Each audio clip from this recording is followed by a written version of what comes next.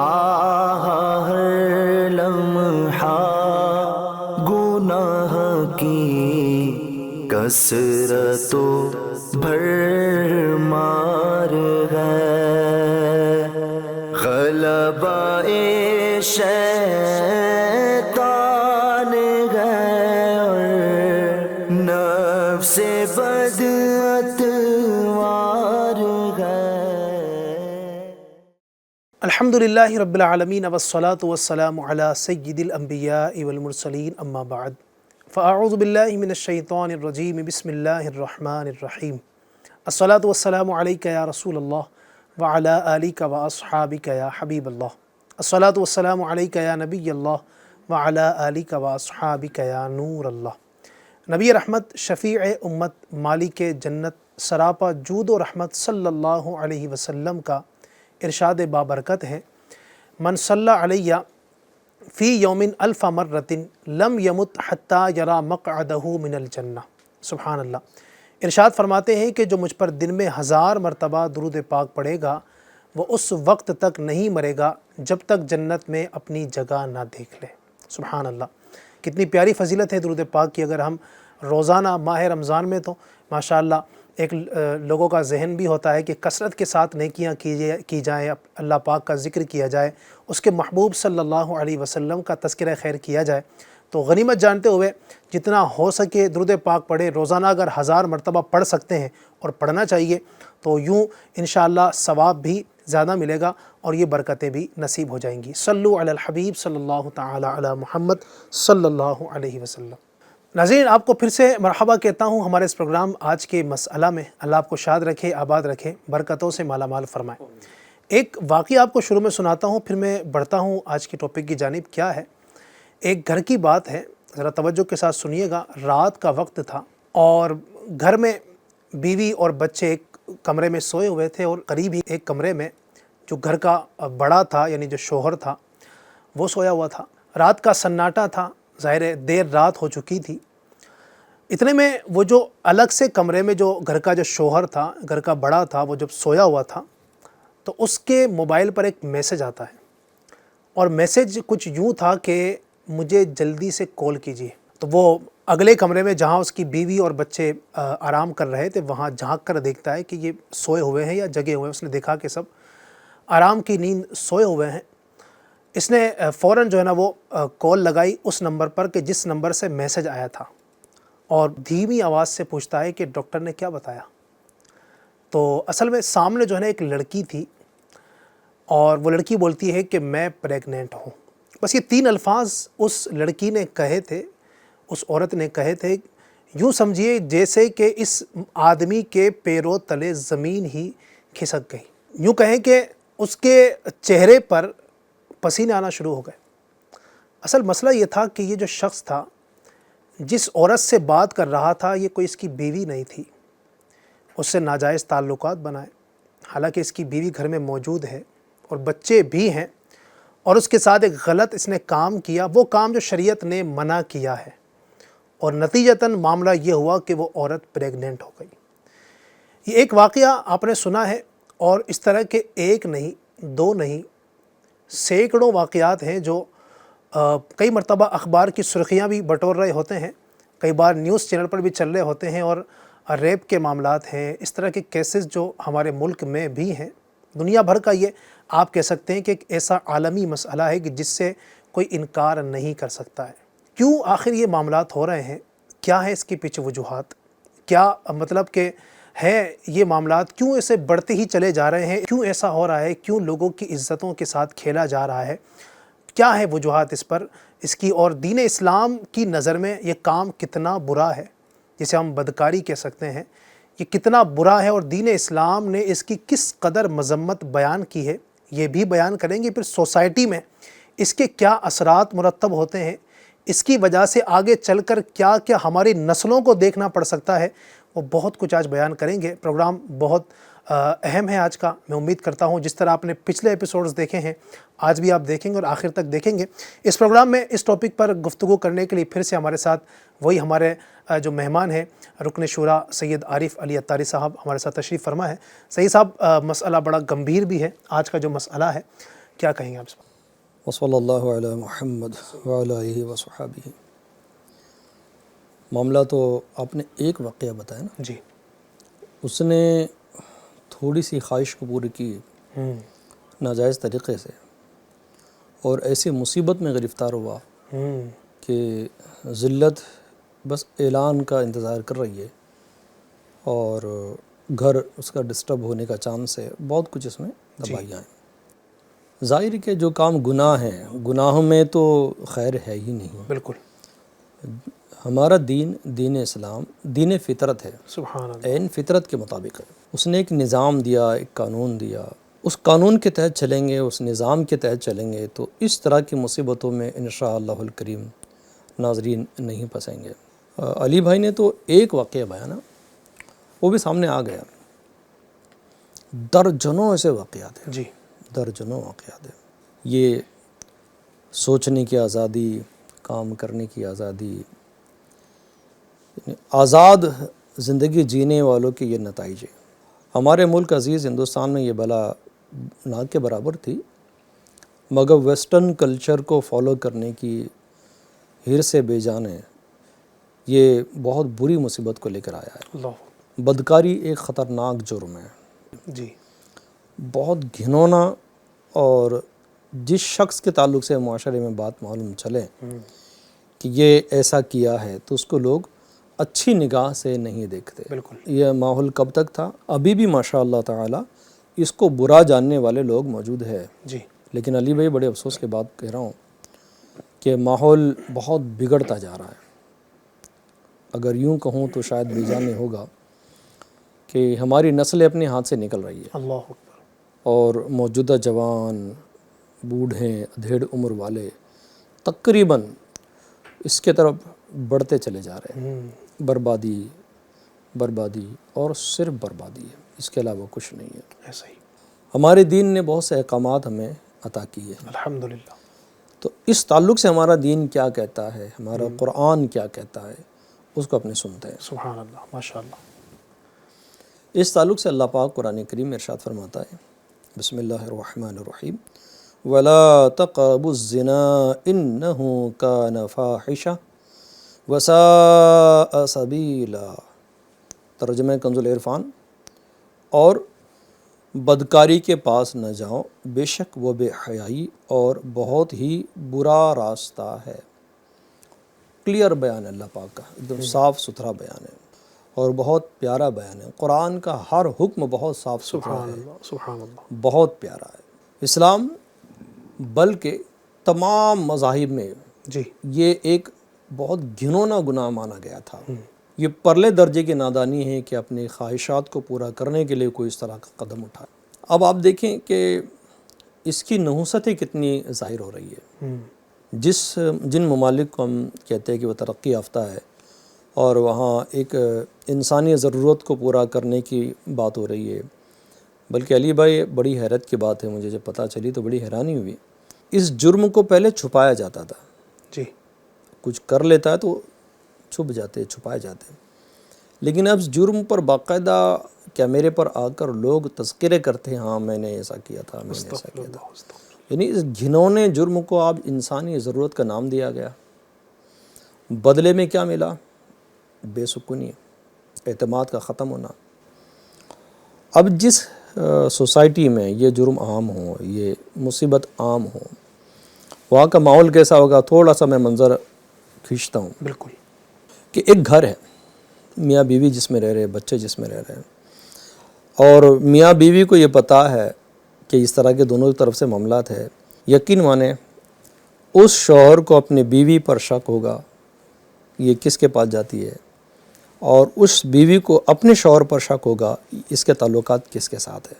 اور حیرت کی بات بتاؤں، جب ایسا ماحول ہو تو جس بچے کی ولادت ہو تو دونوں ڈاؤٹ فل رہتے ہیں کہ یہ آخر ہے کس کا. اللہ اللہ اللہ. یہ بھی بات ہے. یعنی جو بدکاری کی وجہ سے پیدا ہونے والی اولاد ہے، معاشرے میں اس کو کتنا برا کہا جائے گا، ارے یہ تو فلاں کا ہے، یہ میرا ہے، یہ میرا نہیں ہے. جس بچے کے تعلق سے اس طرح کا ڈسکشن ہو، اس کی نفسیات پر کتنا برا اثر پڑے گا، اس کی نشو و نما پر کتنا برا اثر پڑے گا.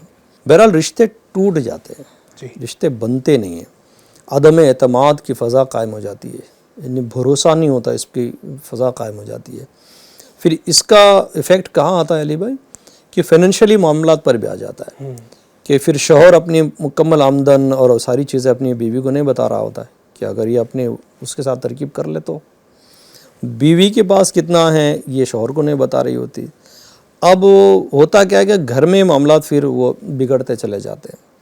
اب یہ سارا تماشا وہ پیارے بچے دیکھ رہے ہوتے ہیں، ان کے بھی ذہن و دماغ پر کچھ نہ کچھ اس کا منفی اثر قائم ہوتا ہے، نگیٹیو اثر اس پر قائم ہوتا ہے، اور وہ معاشرے کے عزت دار فرد بننے کے بجائے معاشرے میں کرائم کرنے والے افراد میں شامل ہونے کی طرف وہ بچے بڑھ جاتے ہیں، جی کیونکہ گھر میں ایسی تربیت ہی نہیں ہے۔ باپ کو شک ہے کہ میری اولاد ہے یا نہیں، ماں اپنے دوسرے کاموں میں لگی ہوئی ہے، تو ایسے ماحول میں، ایسے سوسائٹی میں کہاں سے چین آئے گا؟ اچھا فرض کر لو ایک شوہر اور بیوی ایک دوسرے کے لیے لباس فرمایا گیا، سبحان اللہ۔ قرآن حکیم نے تو ہمیں یہی تعلیم دی نا، شوہر بیوی کے لیے لباس ہے اور بیوی شوہر کے لیے لباس ہے۔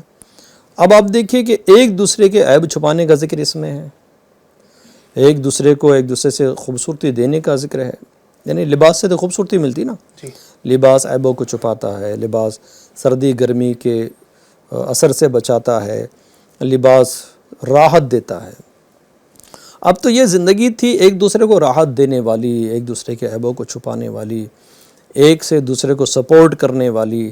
اگر کوئی میاں بیوی میں بیمار ہو جائے تو دوسرا تیمارداری بڑی محبت سے کرے کہ یار یہ میری لائف پارٹنر ہے، یہ میرا شوہر ہے، خدمت بجا لائے، ساری چیزیں کرے۔ اب وہ ساری چیزیں اب یہاں نہیں رہے گی، کوئی خدمت کوئی کر بھی رہا ہو تو فقط ایک انسانی تقاضا ہے کہ بھائی ہیلپ کرنی چاہیے، بس اسی غرض سے ہوتا ہوگا۔ پھر وہ اولاد بھی اتنی ہیلپ نہیں کرتی ہوگی۔ جی علی بھائی کتنی خبریں ہمارے ناظرین نے اس طرح کی سنے ہوں گے، اولاد نہیں رکھتی پاس میں، جاؤ صحیح، ہمارا تمہارا کوئی تعلق نہیں، تم نے جوانی ایسی گزار دی، ہم پر توجہ نہیں دی، اب تیرا میرا کوئی تعلق نہیں۔ اولاد اپنے ماں باپ سے یہ کہتی نظر آ رہی ہے۔ میں اولاد کے لیے کہوں گا کہ ماں باپ نے اگرچہ غلط کام کیے ہو اور آپ کو پتہ چل جائے، لیکن آپ کو یہ اجازت نہیں ہے کہ ماں باپ کے لیے برا سلوک کریں۔ آپ کے لیے تو یہی حکم ہے کہ یہ دونوں میں سے ایک بڑھاپے کو پہنچ جائے تو ان کے آگے اف تک نہ کرنا۔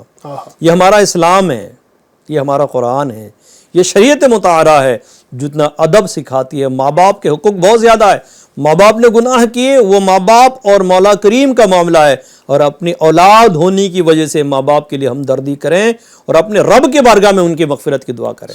اگر وہ حیات ہے تو ان کے لیے توبہ کی دعا کرے کہ اللہ ان کو توبہ کی توفیق دے دے، وہ مر گئے تو ان کے لیے مغفرت کی دعا کر دے۔ ماں باپ کے لیے دل میں میل رکھنا اچھی بات نہیں ہے۔ اب آپ دیکھیں نا، یہ جرم معاشرے کو کس طرف لے کر جا رہا ہے۔ ایسا ہی کیا ایک صحت مند معاشرہ اس میں قائم ہو پائے گا؟ ایک اچھا سماج اس میں قائم ہو پائے گا؟ نیکسٹ امپاسبل، بالکل یعنی ممکن ہی نہیں ہے۔ اچھے معاشرے کے لیے چاہیے کہ ادب، احترام، حیا، حلم، علم، جس کو ہم کہیں گے لجہ، شرم اور نالج کا بڑھنا، ایک اخلاق، مینرز کا بہتر ہونا، اس کی طرف آنے سے ہمارا معاشرہ اچھا ہوگا نا علی بھائی۔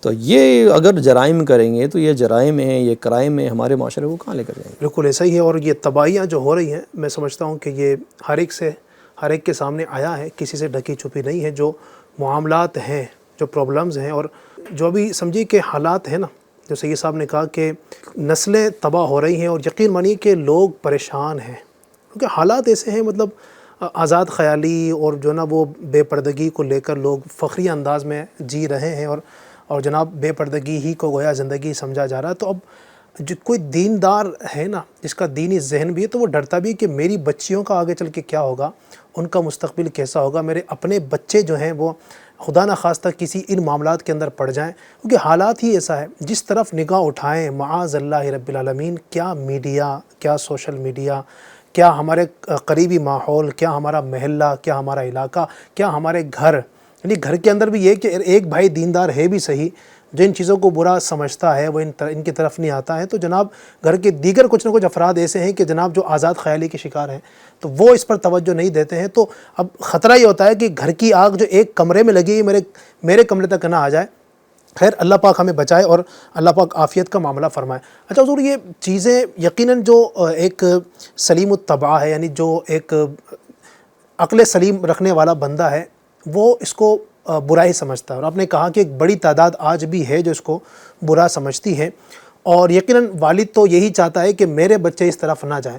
پھر کیا ایسے کچھ اسباب آپ بتائیے، کیا وجوہات ہیں، کچھ ایسے اسباب بیان فرمائیے کہ جو بدکاری دن بدن عام ہوتی چلی جا رہی ہے، اس کے پیچھے کیا کیا وجوہات، کیا کیا اسباب ہیں؟ پہلے تو ہمیں یہ سمجھنا پڑے گا یہ جرم کتنا بھیانک ہے۔ جی پہلے ناظرین کو اگر یہ سمجھا دیا جائے تو مجھے لگتا ہے کہ پھر اسباب اپنے بیان کرے تو بچنا آسان ہو جائے۔ بہتر۔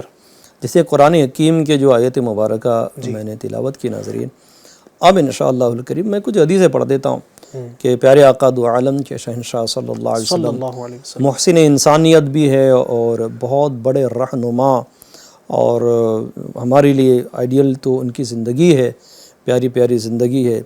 اب ان کا کیا ارشاد ہے، وہ کیا فرماتے ہیں، تھوڑا اس کو سن لیتے ہیں۔ حضرت ابو ہریرہ رضی اللہ عنہ سے روایت ہے کہ اللہ پاک کے سچے اور آخری نبی صلی اللہ علیہ وسلم نے ارشاد فرمایا، جب مرد بدکاری کرتا ہے، یعنی یہ برا کام کرتا ہے، تو اس سے ایمان نکل کر سر پر سائبان کی طرح ہو جاتا ہے۔ اللہ اکبر۔ جب اس فعل سے جدا ہوتا ہے تو اس کی طرف ایمان لوٹ آتا ہے۔ کتنی خطرناک بات ہے، ڈینجر بات ہے۔ اللہ اکبر۔ اچھا، اس کی حساسیت کو، اس ارشاد کی حساسیت کو علی بھائی وہی سمجھ سکتا ہے جس کو ایمان کے ویلیو کا اندازہ ہے، اور ایمان کی اہمیت جس کو پتہ ہے، جی اور ایمان کا رخصت ہونا، ایمان کا نکل جانا کتنا خطرناک ہے، اللہ اکبر۔ یہ وہی سمجھ سکتا ہے جو تھوڑا بہت ہی صحیح علماء سے قریب ہے، جو دین و سنت سے قریب ہے۔ اور ایک حدیث سنیے ناظرین، ارشاد ہوتا ہے، حضرت ابو ہریرہ رضی اللہ عنہ سے روایت ہے کہ رسول اللہ صلی اللہ علیہ وسلم نے ارشاد فرمایا، 3 شخصوں سے اللہ تعالیٰ نہ کلام فرمائے گا، نہ انہیں پاک کرے گا، نہ ان کی طرف نظر رحمت فرمائے گا، اور ان کے لیے دردناک عذاب ہے۔ پہلا، بوڑھا بدکار، یعنی وہ بوڑھا شخص جو اس طرح کا برا کام کرے۔ نمبر 2، جھوٹ بولنے والا بادشاہ۔ نمبر 3، تکبر کرنے والا فقیر۔ صحیح بخاری شریف میں حضرت سمرہ بن جندب رضی اللہ عنہ سے مروی ایک طویل حدیث پاک ہے۔ حضور اقدس صلی اللہ علیہ وسلم نے ارشاد فرمایا، میں نے رات کے وقت دیکھا کہ 2 شخص میرے پاس آئے اور مجھے مقدس سرزمین کی طرف لے گئے۔ اس حدیث میں چند مشاہدات بیان فرمائے گئے، ان میں سے ایک یہ بھی بیان کیا گیا اب جو میں بیان کروں گا۔ فرمایا، ہم ایک سوراخ کے پاس پہنچے جو تنور کی طرح اوپر سے تنگ اور نیچے سے کشادہ تھا، اس میں آگ جل رہی ہے، اور اس آگ میں کچھ مرد اور عورتیں برہنہ بغیر کپڑوں کے ہیں۔ جب آگ کا شعلہ بلند ہوتا ہے تو وہ لوگ اوپر آ جاتے ہیں، اور جب شعلہ کم ہو جاتا ہے تو وہ شعلے کے ساتھ ساتھ وہ بھی اندر چلے جاتے ہیں۔ یہ کون لوگ تھے؟ ان کے متعلق بیان فرمایا، یہ بدکار مرد اور عورتیں ہیں۔ اللہ اکبر۔ یعنی برا کام کرنے والی، جس برائی کا بھی ذکر کیا گیا، وہ برا کام کرنے والے مرد اور عورتوں کا یہ حشر آخرت میں ہے، جو حدیث پاک میں ہم کو سننے کو ملا۔ اب علی بھائی، اب آپ دیکھیں نا کہ یہ پیارے آقا صلی اللہ علیہ وسلم کے پیارے فرامین بھی ہم نے سنے ہیں، اور قرآن کریم بھی ہم نے سنا ہے، کتنا دردناک عذاب ہے۔ اچھا، یہ جو گناہ ہے نا، اس کی لذت تھوڑی دیر کی ہے۔ جی بالکل، میں بہت ہی تھوڑی دیر کی لذت ہے، اور لیکن اس کا گناہ بہت بڑا، اس کی سزا بڑی کڑی، بہت خطرناک سزا ہے۔ اب آپ تھوڑا غور کر لیں، میرے ناظرین تھوڑا سا غور کر لیں کہ آگ کے تنور میں نما اس مقام میں ان کا جانا، آگ بھڑکتی ہے تو اوپر آنا، آگ نیچے جاتی ہے ساتھ میں نیچے جانا، کس سے برداشت ہو پائے گا؟ اور یہ کس کی سزا بیان کی گئی؟ اس کی جو اس طرح کا برا کام کرنے والے مرد و عورت ہے۔ بچنا انتہائی ضروری ہے۔ اب اس کی وجوہات کی طرف اگر ہم جاتے ہیں کہ کیا وجہ ہیں کہ لوگ اس کی طرف مائل ہو رہے ہیں، تو اس کی بہت ساری وجوہات بن سکتی ہے۔ کچھ ہو سکتا ہے آپ کے بھی ذہن میں آئے گی، جو میرے ذہن میں پیش کیے دیتا ہوں۔ نیت یہی ہے کہ ہم بھی، ہماری نسلیں بھی اس برے کام سے بچے۔ آمین۔ اس کے جذباتی وجوہات بھی ہے اور کچھ نفسیاتی وجوہات بھی ہے۔ انسان کے اندر ایک وجہ نہیں ہے جس سے وہ بدکاری کرتا ہے، کئی وجوہات کی بنیاد مل کر یا فردن فردن وہ بدکاری کی طرف اس طرح سے بڑھتا ہے۔ علی بھائی کہیں پڑھا تھا میں نے جی کہ انسان کے اندر ایک خواہش رکھی گئی نا، ضرورت کی پوری، جیسے بھوک کی خواہش ہے۔ جب انسان کو بھوک لگتی نا تو اس کو اور کچھ نہیں چاہیے، صحیح، بس کھانا چاہیے تاکہ پیٹ بھرے تو وہ سکون پائے۔ اسی طرح سے نفس کی تسکین کے لیے بھی اللہ پاک نے جس میں ہمارے رکھا ہے کہ وہ شہوت کی تسکین ہونا اس کی ضروری ہے، وہ اس کی ضرورت ہے۔ اب بھوک کے لیے اللہ تعالیٰ کریم نے اپنے ذمہ کرم پر رزق کا معاملہ لیا ہے اور بندوں کو اپنے رزق پہنچاتا ہے، اور یہ جو خواہشات نفس ہے، نفسانی خواہشات ہے، اس کو پورا کرنے کے لیے جائز طریقے بھی اللہ پاک نے ہمیں عطا کر دیے۔ جی، باقاعدہ نکاح کی ترکیب ہے کہ نکاح کیا جائے اور اپنی خواہش کو یہ پورا کر لیا جائے، جی، اور وہ بھی اس لیے کہ نسل انسانی کی بقا کے لیے، سبحان اللہ، کہ انسانوں کی نسل باقی رہیں، میری نسل باقی رہیں، اللہ کی رحمت سے اولاد ہوں میری، اور میرے لیے ثواب جاریہ بن جائے، میرے خاندان کے لیے ثواب جاریہ بن جائے، کچھ امت محبوب کا کام کر لے، کچھ اپنے ملک کی بھلائی کا کام کر لے، کچھ سوسائٹی کا کام کر لے، بہت ساری نیتیں اس میں ہو سکتی ہیں۔ اب اگر علی بھائی دیکھتے ہیں تو ہم چلے اس کی طرف آتے ہیں کہ شہوت ہر انسان میں ہے، اب انسان اس کو پوری کیسے کرتا ہے اس کے معاملات ہے۔ صحیح، بدکاری کی ایک بہت بڑی وجہ ناظرین نکاح میں دیری ہے، بہت بڑی وجہ میں سمجھتا ہوں یہی ہے، بہت بڑی وجہ ہے۔ میں نے اپنے ملک کی مختلف خطوں میں جانا ہوا میرا، جی مختلف جگہ پر مختلف روایت ہے۔ جی، مہاراشٹر میں کچھ اور ہے، گجرات میں کچھ اور ہے، یو پی میں کچھ اور ہے، بہار میں کچھ اور ہے، کشمیر میں کچھ اور ہے، تو ساؤتھ انڈیا میں کچھ اور تھے، تو نارتھ ایسٹ میں کچھ اور ہے، نارتھ میں کچھ اور ہے۔ یعنی ملا جلا کا اگر دیکھا جائے تو ہمارے جو رواج ہیں، جو رسمیں ہیں، یہ بھی کہیں نہ کہیں اس بدکاری کا سبب بنتی ہے، جس میں سے ایک سبب جیسے نکاح میں تاخیر کے فرمایا گیا۔ پیارے آقا صلی اللہ علیہ وسلم کی پیاری حدیث ہے، چنانچہ حضرت عبداللہ بن مسعود رضی اللہ عنہ سے روایت ہے کہ رسول اللہ صلی اللہ علیہ وسلم نے ارشاد فرمایا، اے جوانوں، تم میں جو کوئی نکاح کی استطاعت رکھتا ہے وہ نکاح کرے، کہ یہ اجنبی عورت کی طرف نظر کرنے سے نگاہ کو روکنے والا ہے اور شرمگاہ کی حفاظت کرنے والا ہے، اور جس میں نکاح کی استطاعت نہیں وہ روزے رکھے کہ روزہ شہوت کو توڑنے والا ہے۔ اب یہاں تو یہ ارشاد فرمایا گیا علی بھائی کہ اگر نکاح کی استطاعت ہے تو نکاح کرو، جی، لیکن رسومات بڑے عجیب و غریب ہیں رکھے گئے۔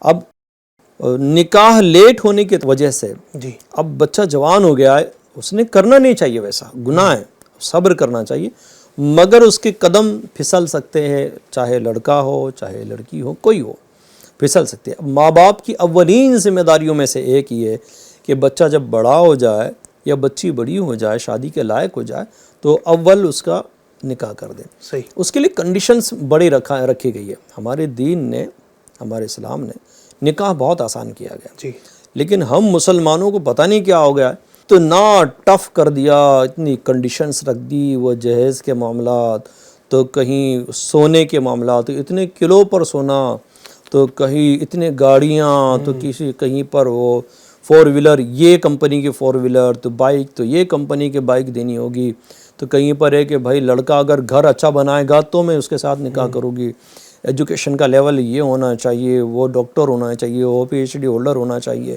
وہ فلاں ہونا چاہیے، وہ ایسا ہونا چاہیے۔ انہی خواہشات میں کافی دیر ہو جاتی ہے اور پھر نہیں ہونے والے کام ہو جاتے ہیں۔ اس کے لیے کہ ہمارے دین نے کتنا پیارا فارمولہ دے دیا، دینداری دیکھو، سبحان اللہ، وہ کس نسل سے ہے وہ دیکھ لیں، نسب کو دیکھ لیا جائے، اور ایک دو چیزیں دیکھنے کا ذکر کیا گیا ہے، وہ دیکھ لے، اگر لڑکا نیک ہے، دیندار ہے تو رشتہ بڑھایا جائے، لڑکی نیک ہے، دیندار ہے، رشتہ بڑھایا جائے۔ مال بھی دیکھنے کا فرمایا گیا، حسن و جمال بھی دیکھنے کا فرمایا گیا، لیکن مال دیکھ کر فیصلے نہ کیے جائے، دینداری دیکھ کر فیصلے کیے جائے۔ سبحان اللہ، علی بھائی، آج مال ہے کل نہیں ہے، آج نہیں ہے کل ہے، مال کا کیا، تو وہ تو آتا جاتا رہتا ہے، لیکن اگر ہم اپنے بچے اور اپنی بچی کی بہتری چاہتے ہیں تو وہ حسن و جمال کے ساتھ ساتھ اس کے دینداری لازماً دیکھی جائے، تو انشاءاللہ تعالی اس طرف جانے میں ہماری نسلیں بچتی نظر آئے گی۔ پیارے آقا صلی اللہ علیہ وسلم نے رشتہ تلاش کرنے کا طریقہ بھی بیان کر دیا۔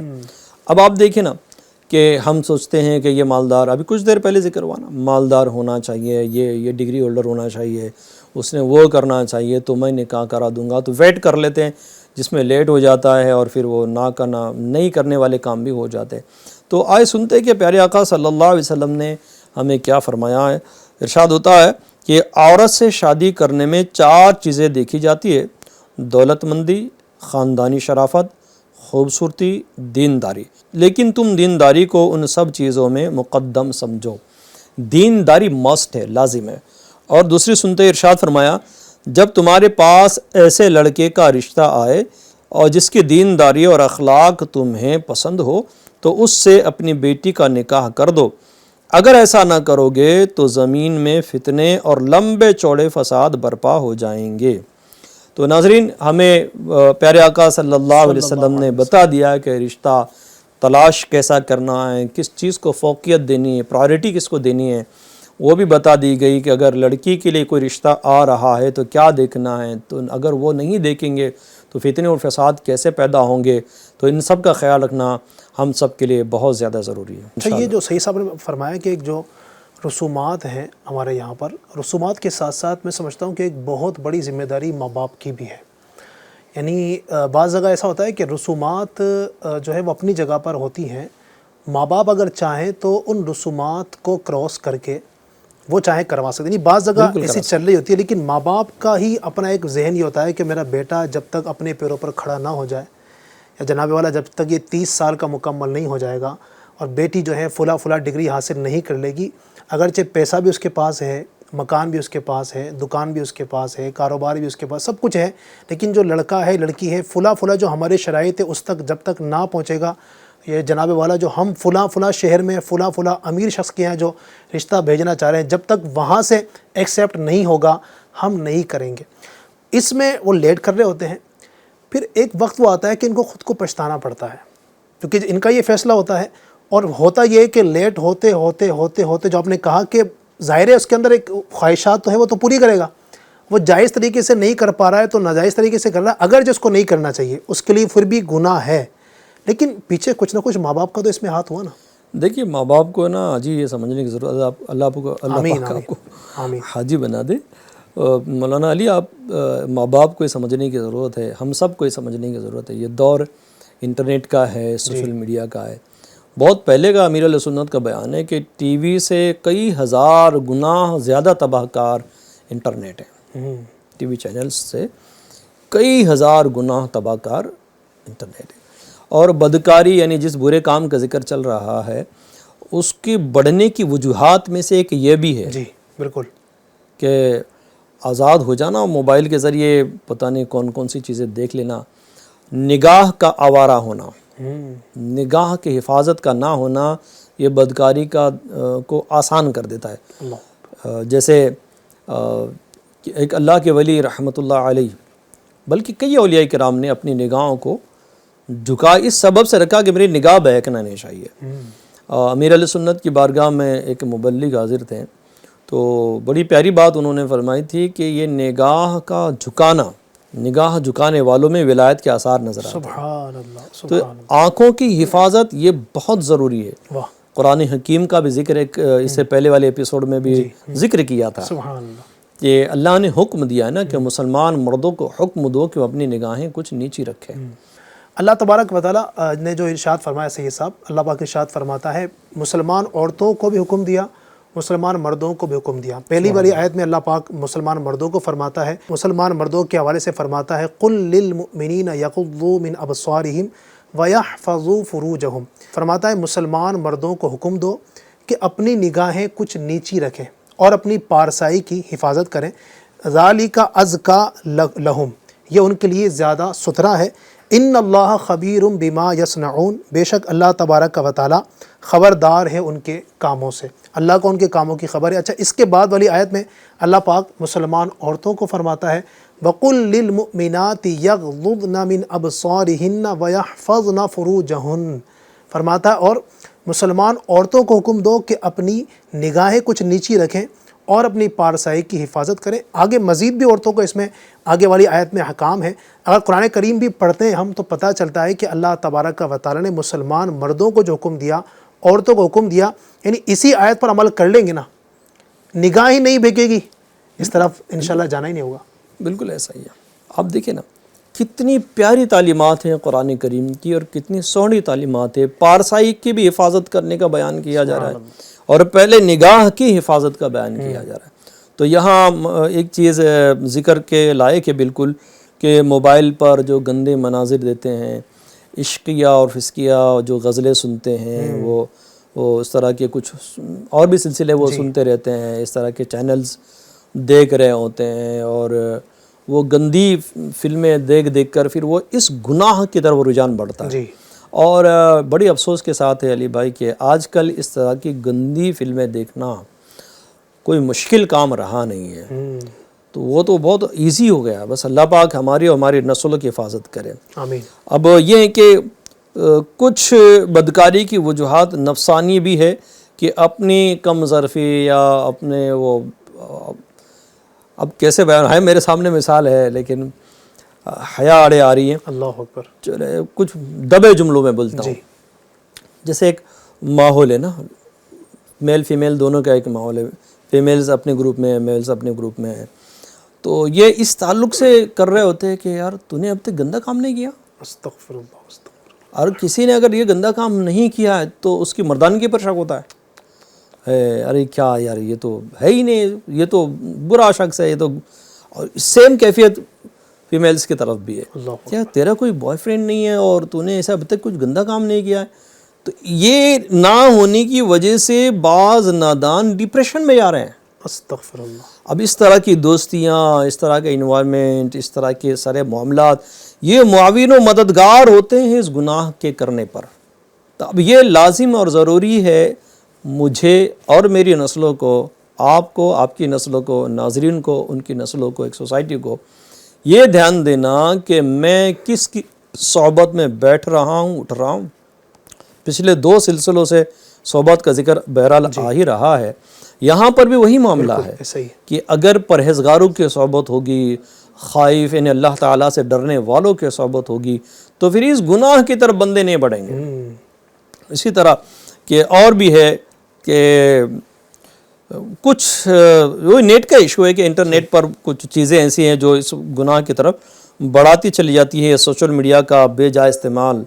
اب حالات ایسے ہو گئے ناظرین، نہ شرم رہی نہ حیا رہی، بے باک دناتے برے کام کرتے پھر رہے ہیں، اور بعض لوگ اس کو اپریشیٹ بھی کرتے ہیں، یوں کرتے ہیں، وہ گولاب بھیجتے ہیں، پتہ نہیں کیا کرے۔ ارے اللہ کے بندو کیا ہو گیا ہے؟ میں عاشقان رسول میں آپ سے بات کرتا ہوں، ہم نے اس دنیا سے جانا ہے، اللہ تعالیٰ کی بارگاہ میں حساب و کتاب ہمارا ہونا ہے، قبر ہے، حشر ہے۔ میں علی بھائی مولانا کے ساتھ میرا سفر تھا، بلکہ کسی اور کے ساتھ تھا، ان کے ساتھ میں ذکر کر رہا تھا، غور و فکر کیا کہ یار ایسا عجیب معاملہ ہو گیا ہے، یہ جوانی کب تک ہے؟ اللہ اکبر، کیا جوانی یہ ختم نہیں ہوگی ناظرین؟ یہ جوانی آخر کب تک ہے؟ یہ ختم نہیں ہوگی؟ کیا یہ ہماری طاقت یہ ختم نہیں ہوگی؟ ارے بھائی اتنی رنگ رلیاں منا کر، اتنا عیش منا کر، اتنے ناجائز حرکتیں کر کے اگر بڑھاپے تک پہنچ جائے تو کون تمہاری قدر کرے گا؟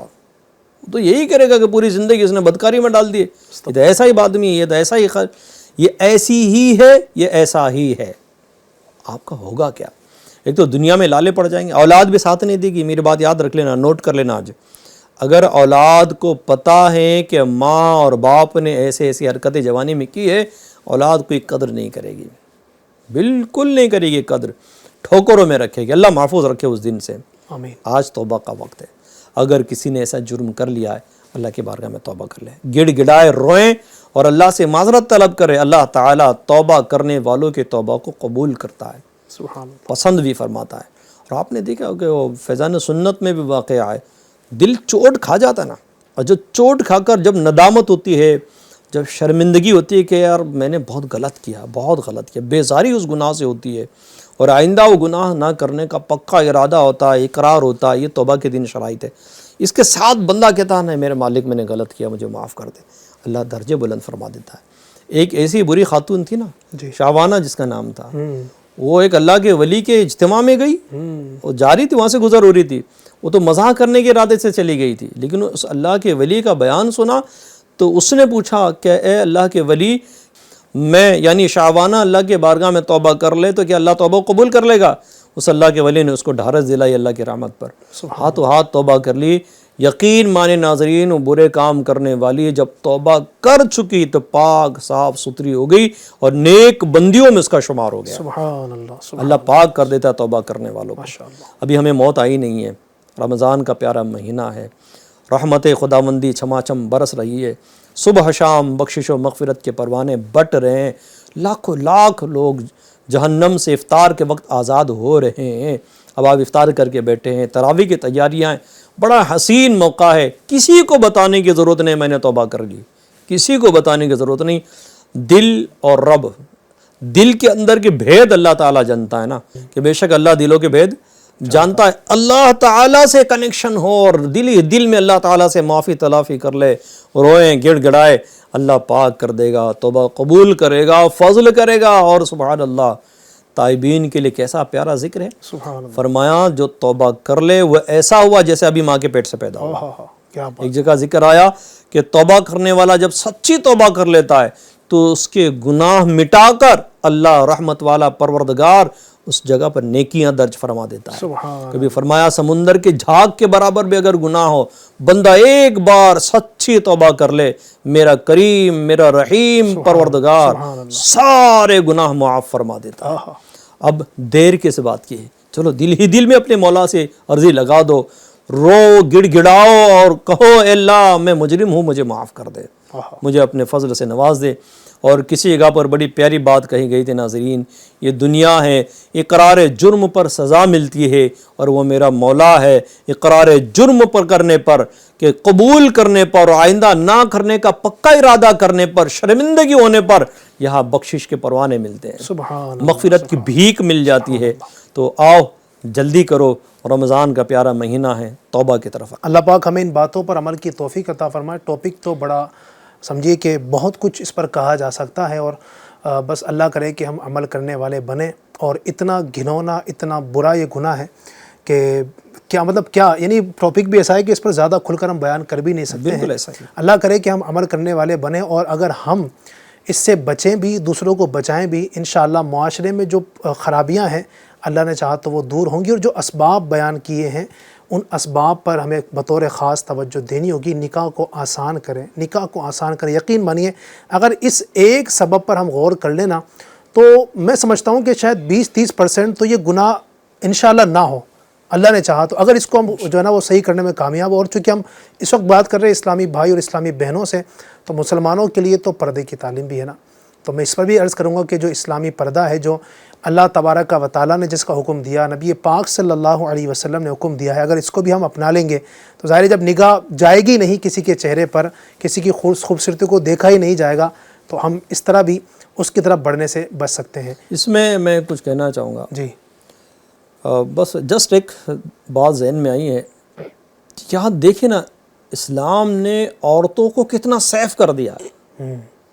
اس حکم میں بھی مجھے یہ خوشبو آ رہی ہے سبحان اللہ، عورتوں کی سیف سائڈ کی، کہ بھائی اگر کسی مرد نے بدکاری کر کے چلا گیا، حاملہ اگر کوئی ہوئی تو سب سے زیادہ ذلت و رسوائی کس کی ہوگی؟ عورت کی ہوگی نا۔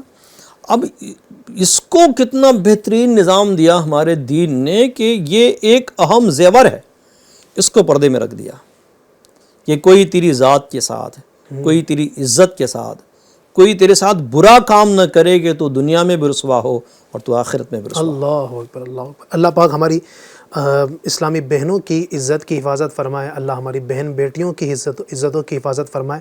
اللہ کرے کہ یہ کام معاشرے سے ختم ہو، یہ برائی ختم ہو، اور ہم اسلامی تعلیمات پر عمل پیرا ہو جائیں۔ اللہ پاک ہمیں عمل کی توفیق عطا فرمائے۔ تو اس پروگرام میں ہم اسی طرح کے کچھ ایشوز کو ڈسکس کرتے ہیں کہ جو معاشرے کے لیے سمجھے کہ کالک بنا ہوا ہے، اور ایک جسے کہیں کہ ناسور بنا ہوا ہے، اور کوشش یہ ہوتی ہے کہ ظاہر ہے کچھ تو لوگ سدھریں گے انشاءاللہ، کوشش کرنا ہمارا کام ہے، آپ بھی ہمارے ساتھ شامل ہو اس پروگرام میں، اور اس پروگرام کی لنک کو آپ کوشش کیا کریں، زیادہ سے زیادہ شیئر کریں۔ روزانہ افطار کے بعد ہم کوشش کرتے ہیں کہ آپ کے لیے پروگرام پیش کریں، تو جب بھی ہوگا یہ پروگرام پورے مہینے ہی اللہ نے چاہا تو آپ دیکھنے میں کامیاب ہوں گے، تو لوگوں کو دکھائیے اور اس طرح کی پیاری پیاری بات گھر بیٹھے سیکھیے اور برکتیں حاصل کیجیے۔ اللہ پاک ہمیں ان باتوں پر عمل کی توفیق عطا فرمائے، آمین، بجاہ خاتم النبیین صلی اللہ علیہ وسلم۔